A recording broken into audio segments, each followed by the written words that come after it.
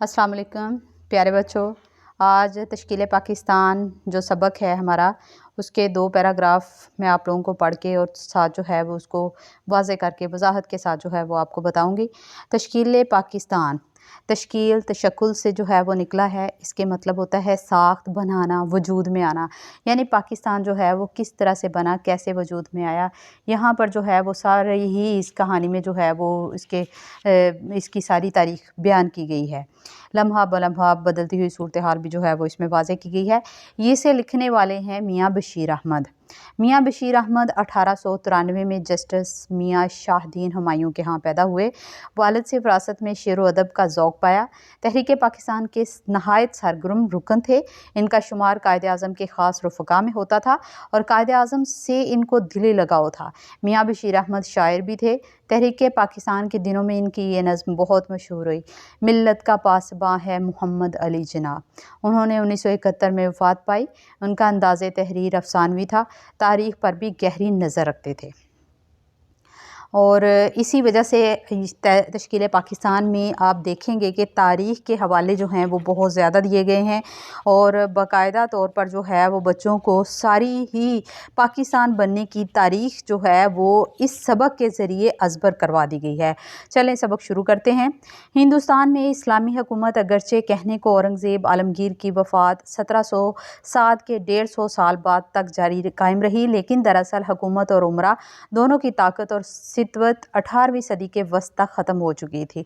19वीं सदी के शुरू में मुसलमानों के सियासी तनज़्ज़ुल की तकमील हुई। चुनाचे 1803 में अंग्रेज़ दहली में दाखिल हुए, लेकिन इसी ज़माना में बाज़ अफराद के दिल में मजहबी एहया और माशरती इस्लाह का ख्याल पैदा हुआ। शाह वली अल्लाह, शाह अब्दुल अज़ीज़ वगैरह की कोशिशों से इल्म दोस्त लोगों में मज़हब की सही वाक़फ़ियत बढ़ती गई, लेकिन अवाम की मजहबी हालत बहुत गिरी हुई थी और मज़मूम मुआशरी रस्मों में मुसलमानों और हिंदुओं में ज़्यादा फ़र्क ना था।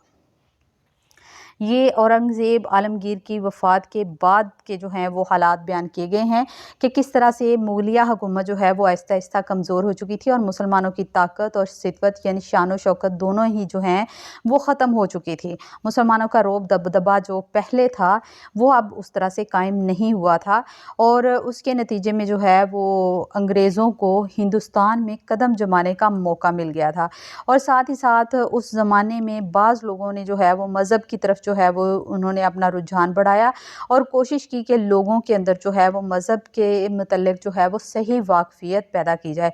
इस सिलसिले में शाह वली अल्लाह और शाह अब्दुल अज़ीज़ के नाम जो हैं वो ख़ास तौर पर काबिल कदर हैं कि उन्होंने मुआशरे में जो मज़मूम यानी नापाक कह लें या ख़राब कह लें, ख़राब जो रस्में थीं जो मुसलमानों में जो है वो राइज हो चुकी थी हिंदुओं के साथ रहने की वजह से, हिंदुओं के ज़ेरे असर उनके ख़िलाफ़ जो है वो उन्होंने आवाम को जो है वो शऊर दिया कि ये इस्लाम में ये रसूमात जो हैं ये मना हैं, ये जायज़ नहीं हैं।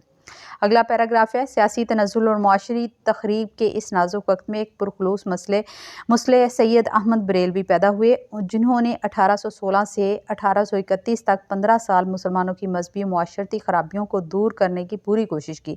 इसी सिलसिले में मजहबी आज़ादी के हसूल के लिए उन्होंने 1826 में सिखों के ख़िलाफ़ मजहबी जहाद की मुहिम भी शुरू की, जिसके आखिर में 7000 मुजाहिदीन ने पेशावर के करीब मैदान जंग में नुमाया कामयाबी हासिल की और सैयद अहमद ने एक निज़ामी हुकूमत कायम करके कबाइल की मुआशरती इस्लाह के अहकाम नाफज किए, लेकिन बाद सरदारों की गद्दारी से जो सिखों के साथ शरीक हो गए, आखिरकार मुसलमानों की शिकस्त हुई और इनका रहनुमा 6 मई 1831 को बालाकोट में शहीद हुआ। यानी मुसलमानों की मसाई खुद मुसलमानों ही के हाथों बर्बाद हो गई। ये बात याद रखने के काबिल है कि सैयद अहमद बरेलवी ने बार बार हिंदुस्तान के मुसलमानों को दूसरी कौमों के मुकाबले में जमा किया और इनके इस्लाही काम को इनके बाज़ मजहबी जानशीनों ने जारी रखा। सर सैयद बाज़ बातों में अपने हम नाम के हम ख्याल थे और इनके अकीदतमंद थे। इसी ज़माने में बहार में मुसलमानों में फ़राइज़ी तहरीक उठी, जिसका मकसद गरीब मुसलमानों की नागुफ्ताबा हालत की इस्लाह और इनकी अमदाद था। اس میں بعض اکابرین مسلمان جو تھے ان کے متعلق اس پیراگراف میں بیان کیا گیا ہے کہ انہوں نے کس طرح سے پوری کوشش کی کہ مسلمانوں میں جو مذہبی اور معاشرتی خرابیاں ہیں ان کو دور کیا جائے۔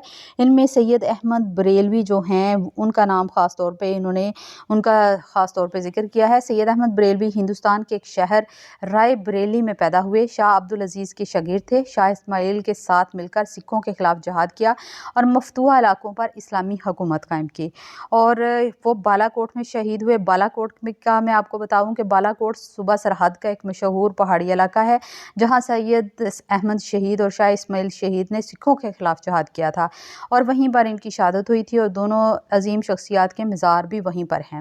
کچھ عرصہ قبل وہاں زلزلہ آیا اور جس کے سبب پورا علاقہ تباہ ہو چکا ہے، لیکن ان دونوں حضرات کے جو مزارات ہیں وہ محفوظ ہیں۔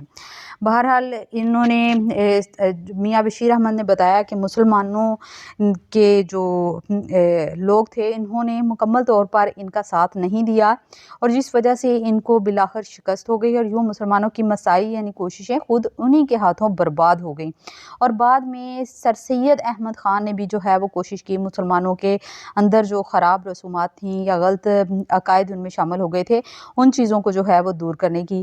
اور اسی زمانے میں بہار میں مسلمانوں میں فرائضی تحریک، یہ بنگال کے ایک حاجی شریعت اللہ تھے جنہوں نے یہ تحریک شروع کی تھی، اور یہ بھی مسلمانوں کی حالت کی اصلاح کے لیے تھی۔ یہ 2 پیراگراف میں نے پڑھ دیے ہیں، اور اس میں تقریباً مشکل الفاظ کی جو ہے وہ آپ کو وضاحت کر دی ہے۔